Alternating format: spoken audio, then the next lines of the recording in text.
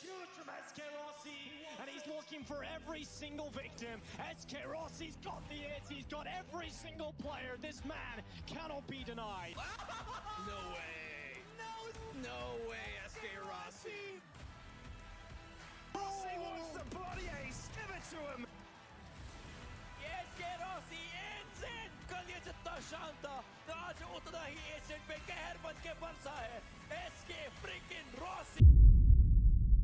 The former talisman of global esports, the epitome of Indian FPS talent and India's answer to Valorant, Ganesh SK Rossi Gangadhar, a boy who came out of a tiny street in Bangalore to go on to win and become India's best Valorant player just because he had the sheer will and the dream to be that. He's a prodigal son of India who did everything every time what no one else could do as well as him. But now he stands before his unknown future, having departed from his home, global esports, after a rather average personal season without a new destination. So what is next for SK Rossi? I'm going to ponder on this and try to break this down by breaking this video into 3 parts: the past, the player, and the future. Let's start with the past. Rossi's rise in the Indian Valorant scene across 2021 and 2022 and his dedication to become the best was showcased by his performances being head and tail above any other player in the region. He pushed himself to the top and earned his place amongst the elites at the highest level of international competition in Valorant, the VCT Pacific League. But unfortunately, it didn't go the way he was expecting it to. A lot of people, and I mean a lot, were looking at Rossi and hoping, believing him to perform almost every single game, which is practically impossible at that stage. Especially for someone who's literally doing this for the first time in his life at a level he's only dreamed of competing in. Someone who hasn't even been ever exposed to that level of competition yet. It was an unknown region that he had to explore all by himself, including exploring his new team, new roles, and so much more. His season had its downs, but along with it came the sparks and some amazing highs of a potential that we knew SK Rossi had within him. But more rather than less, it seemed to be cancelling each other out, which ended up in a pretty average season for SK Rossi. He wasn't there for the first 3 matches of the regular season due to his visa issues, and he couldn't participate even in the team practices during that time. He made his debut against Talon Esports, which was of course the first win for global esports the minute he stepped onto Korean land. It seemed like the perfect start, but the real challenge was along the horizon. PaperX. PaperX were looking shaky themselves before facing GE, coming off of 2 losses. SK Rossi's biggest moment actually came against the winners of the VCT Pacific League itself on the map of Icebox, where he quite literally took the game in his own hands with a really impressive 25 kill finish while taking the first map. It seemed like GE could actually beat PRX, but it was here that PRX turned themselves and their entire season around. After this game, they didn't lose anything and went on to win the league from this point forward. Rossi had his highs, yes, but he was turning out to be a little inconsistent as well. In the same series against PRX on Lotus, he practically disappeared. But he was able to turn it around again against Genji, where SK Rossi dominated the entire series by himself on the jet, showing us how good he can be.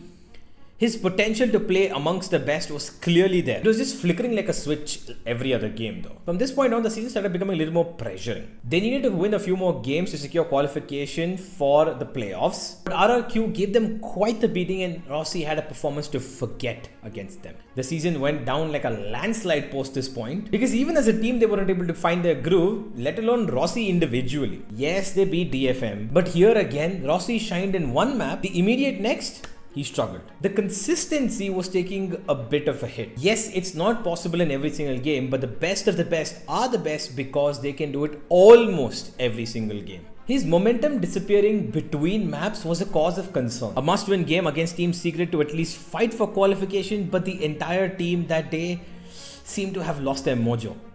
Rossi was at the tail end of that fire and suffered a lot. A disappointing finish for a team that showed the potential to be an actual contender for the top 5. While the team itself was going through it, Rossi bore the brunt of the aftermath because everybody looked at him to be the superstar, to be the talisman, the answer. The trolling, the ridiculing, most of it was targeted at him, saying that he didn't deserve to play at that level. But this was only going to be the calm before the storm. The LCQ became Rossi's worst nightmare. It was a match to forget because Rossi couldn't connect 70% of his shots. The operator was not working in his hands. and he was not feeling himself. People didn't take long to come to Twitter and, well, do what Twitter people usually do. Yeah, it was harsh. A debut season that had its ups and downs. Now, let's look behind it all. The player. What could possibly be the reasons? Why did he struggle so much? We can break it down into 4 C's. Number 1, country. The pressure of an entire country on his shoulders. SK Rossi is the forefront and the face of Indian Valorant. He's been hailed as the best we have, and he knows that too. He too knows that he has to try to perform almost every game because he's not just carrying the hopes of Indian PC esports currently, but because he's also an inspiration to thousands of aspiring players. That sort of immense pressure, when an entire nation is watching him, hoping him to be good, causes a lot of nervousness, and it is not easy, especially in your debut season at that level. Imagine you have 100,000 people watching you every time you play a game, and if you miss 4 or 5 op shots, let's say even more at times, 70,000 of them ridicule you, ask you to quit, call you names, troll you, whatnot. Number 2, confidence. Confidence, mentality, and stress. All of what I stated previously ties into this part. Confidence, or more broadly, his mentality. Rossi had one of the strongest mentalities while playing in India. But when he's out there against the world, anyone would naturally feel nervous because you're out of your complete comfort zone for the first ever time in your life. You're in a new country surrounded by new people who expect so much of you. When you know you've come from a rather less competitive background, all of this will most certainly get the better of you and affect your mental. And yes, you should expect it. Not saying you shouldn't. He knows that he needs to do it as well. Trust me, he does. But he also told this. The stress got to him, and it was something that he just couldn't control himself. Number 3, competition. Now, this is something that I think ties in heavily to everything that's happening. Everyone knows the more you play, the better you get, but also the more you play with better players, the even more you get to learn, and the more better you become than you actually do by playing in just one singular circle. For the 3 years that Rossi spent in India in global esports, he played what? 15, 20, 25 official international games in a couple of off-season events, or maybe at the VCC 1 time, twice, thrice. It is not possible to play at that level when you know that the opponents are getting a whole new threshold of competition practice when they play on the Korean servers, when they play on the Hong Kong servers, when they play on the Chinese servers, when you are stuck playing in just one region, India. There's no comparison when we've seen that the Korean and Japanese teams and even the SEA teams are way ahead in terms of meta and upgradation because they keep scrimming each other, they keep playing against each other, which improves their gameplay because they're some of the best in the world. Rossi got exposed to that level of competition at a regular basis only after he went to Korea. And even that was after 3 weeks the season had begun. By the time he could settle in, understand, figure out his role, learn and actually do some damage, the season was practically over. If he had the opportunity to play against top tier players every other day, naturally he would grow, he would become better because seeing that potential in him. This is a problem that not just him but our entire player base of India faces as well, and they've told this multiple times too. Number 4, and most importantly, coaching. Personal coaching. Rossi is a great mechanically gifted and hard-working player. He's got the skill, but to put it in use at the right scenario at the right time is something that he really needs to work on. I'm not comparing the players, but his situation is something like the sort of tens. He's got the gift, he's got the skill, but the application part of it sometimes misses the mark. And both players, due to this, end up with performances that do not justify their potential. With the amount of mental stuff that Rossi had to go through, being who he is, what he's expected to do, what he wants to do, what he needs to do, practice, learn being part of a new team, coming into a season 3 weeks after it started, so he's basically trying to get into a car moving at 60 kilometers per speed hour already, no settlement period, role changes, find his team's comfort first, then his, and so much. When the season was on, their main objective was to win, win, and win because they wanted to qualify for the playoffs. By the time Rossi could come in and practice with the team for real, he had no other objective but to win, not actually have to coach himself to become better, because that time it was way too late. They had already lost 3 games before Rossi had come in and they needed to win at least 5 more to get through. This basically tunnel vision Rossi. Why? Because he couldn't get time to settle into that initiator role that he was actually looking to go for, that we saw in VCT lock-in as well. Therefore, he was stuck playing that Jet because that was his comfort role. While the others had time to play around with the team, they were in Korea, they were practicing, Rossi was not there, and he unfortunately couldn't get time to practice and see what he can actually do. Maybe he would have learned that he could be a better sentinel like he's performing right now. He's streaming and playing Cypher almost every other day, and he's showing that he could do well as a sentinel. But maybe if he was there in Korea before those 3 weeks had started, maybe for the practice, we would have probably seen a whole different season. He's a player who genuinely needed some personal coaching. Some time for himself to learn more about the game and himself and what he can do. For his mentality, his playing style, and his discipline too. Why I say something like personal coaching could help him hugely? So I went through all of G's matches from last season, and I was analyzing what exactly was happening with Rossi, particularly his individual decision making and stuff like that. And I found some stuff that could really help Rossi if he's given some particular attention in a one-on-one coaching session.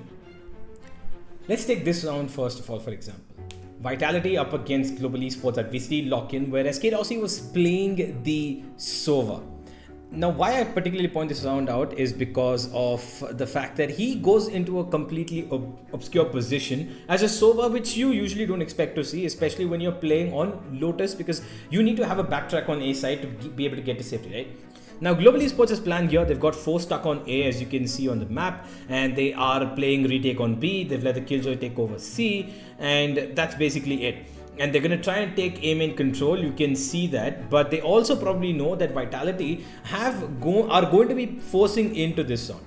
Now, if we play the round, and we see where exactly the movement is going to go past, Twiston's gotten through, and look at where SK Rossi is currently playing. If you look at the map, you've got the Jet with the operator up here. You've got Monier inside of tree, who's going to look at spamming with the Odin. You've got Bazi right behind Rossi with his utility, and Rossi is in a position where he practically cannot get out of. Now, I'm not quite sure why this kind of setup was made, because after this, Rossi just gets caught out here without being able to do anything. Twiston's able to find 2 kills here like it's nothing, and Rossi doesn't even get the chance or the decision to get away. He's eager for a fight. He had no utility. He couldn't even take out his drone there, and he lost his life there. Now, in an ideal situation, you know that the minute there's a harbor wall coming that way, you know your Jet is supposed to be the one who needs to go a little aggressive and take a fight, so that you can cover him from the A main perspective and one from the B door as well, right? So that the Jet has a dash to actually get away, has a smoke as well. But Rossi being in a position as a Sova didn't make quite some sense to me. I don't know if that was a team decision or individual decision. It looked like an individual decision in the end, because he did not buy away from that fight. He was the only one taking it. Texture got flashed off and he still didn't move back. He got flashed off, couldn't get a kill. This was one instance where I think a little bit of personal coaching could have helped him make a better decision, especially when he's playing as a Sova, not as an agent who can get out of there, someone who is dependent on the utility. Another round is this Paper X versus Global Esports round on Pearl, where he basically had a lot of trouble. SK Rossi, a little bit of decision making troubles over here. He got a lot of spam bullets down, but he's constantly missing his shots, but he's not afraid to repick, which is not a bad thing. But when you've missed at least 3, maybe 4 op shots in a row, you might want to back down a little. He's still keen. The smoke is kind of helping him here, but you can see that Paper X, they understand that he's feeling a little nervous, and even though they leave him alone for the moment, you saw the number of times this man repeaked that angle. He took his first shot, he got a second one here as well, did not connect that either, goes for a third as well. He tries to get it through the smoke over here, but he does not find anything, and that exactly is the problem. That this could have been a better. He lost up a lot of health, did not connect any shots, but these were mostly that I believe was under the nerves of his own performance. Here's another round against Paper X itself. They're 1-5 down, they've got an eco on them. Rossi's got his knives in his hands, and he's got Ronsky to support him as they go towards B long. Now the problem with this round is that they go for an aggressive peek, they wait for a little bit, the knife clears out, nothing there, and he expects nobody to be there. But at this level of play, you need to know that there is going to be somebody there, because they can easily dodge the knife. It's kind of obvious. And Paper X being Paper X, they always travel in packs. And Rossi's problem here arose from the fact that he wanted to take a fight with his knives, and the fact that Ronsky has got 2 flashes available to him right now, but there is a miscommunication, a miss in decision making, and he goes for the peak straight up and takes the fight instead of actually dashing away. Now you can see that instantly he goes for the peak. He sees one, he goes for a fight, and he sees 4 players there who swing out. Ronsky's flash comes in way too late, and even he cannot do anything. The round instantly tears down right there. Rossi could have made an impact, but his decision of trying to fight in without asking for a flash there cost him this bit of fight. Maybe he could have gotten one and gotten away. He couldn't even dash out of there. He didn't even activate the dash. He went straight for the fight, and that is another piece of decision making that could be solved by a little bit of personal good coaching. Now this was a round that kind of confused the living hell out of me. You can see that there's been 2 Killjoy ultimates that have been put out. The site has been taken. Both sides have got 1 player detained, and Global Esports have taken the site. Now, SK Rossi currently wielding an operator towards B main. He's gotten himself a little bit of time to play, but the problem here is he's taken out the Seekers, right? Now, he's gone through the smoke, taken out the Seekers, and he's already seen, if you go back and look at it once again, he's seen the sky come out of the smoke, which means he knows that the players are now breaching into the site. Now, if you look at the position of his teammates, you've got the default plant, you've got 1 towards arcade, you've got 1 on heaven, you've got a Killjoy to help you towards B main, and you've got the Brimstone who's on side, which they know that is there, right? He's right there because of the Seekers, right? Now, SK Rossi goes back from taking the first peek. There's a flash that comes out. They're going to hold him off for as long as possible. But this is what I did not understand at all.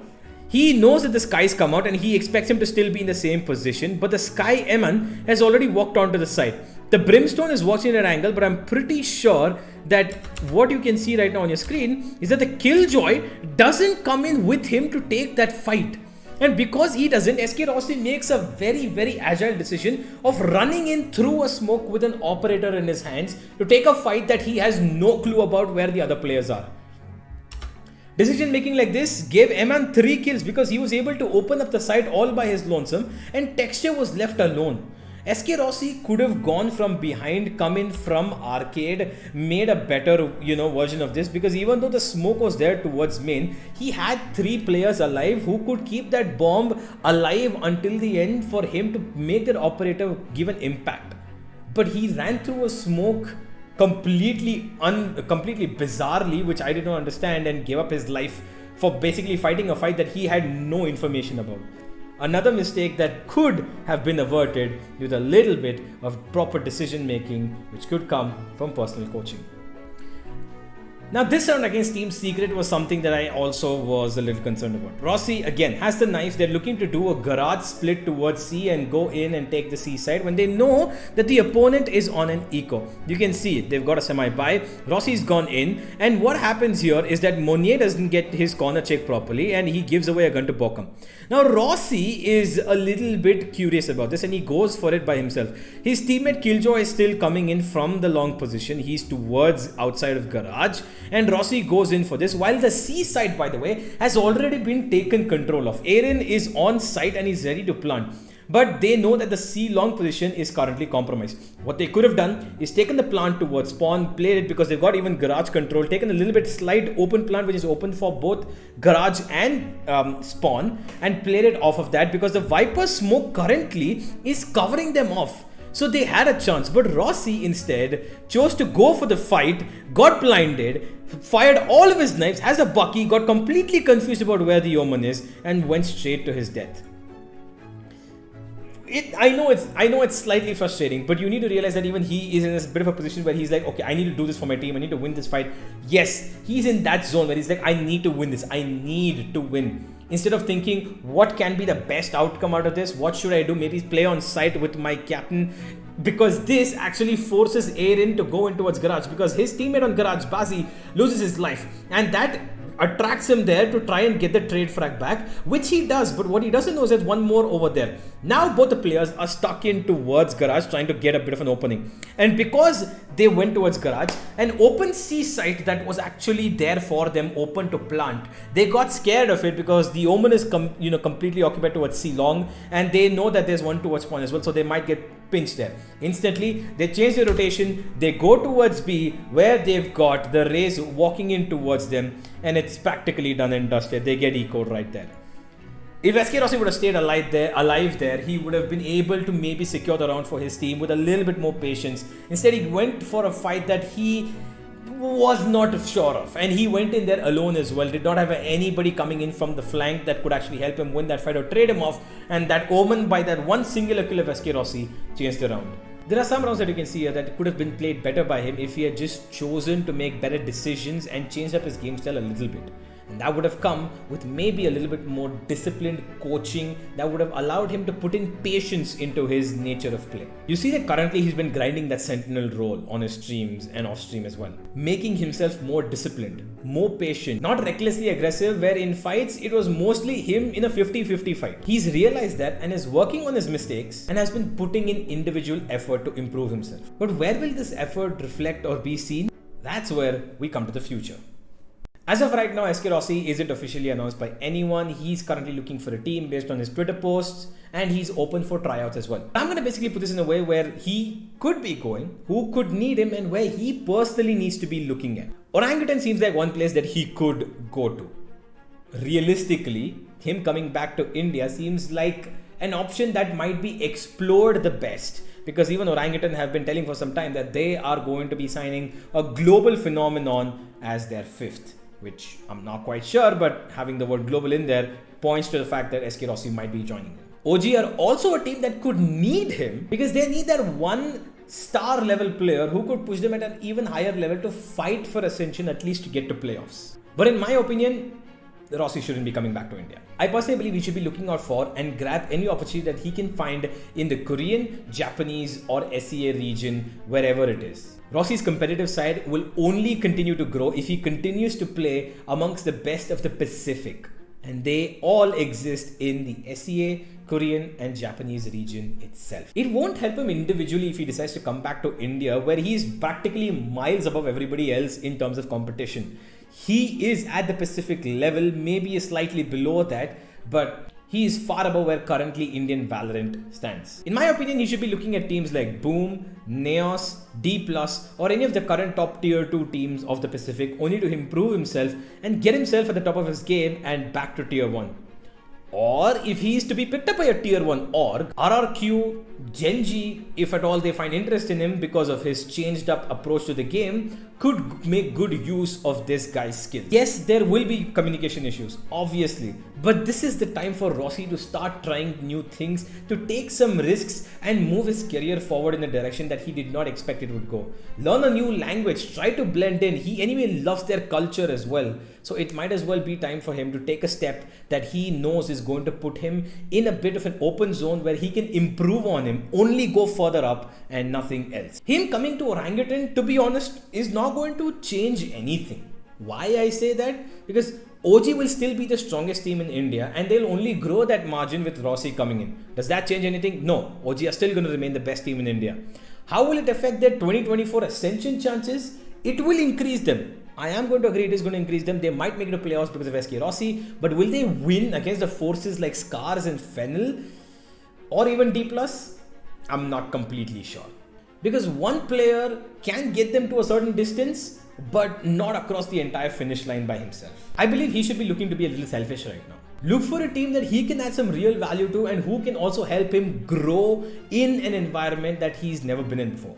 And look to showcasing his skills of adapting to the game better, what he can do with the sentinel role, with his flex role, and being a more patient and disciplined player.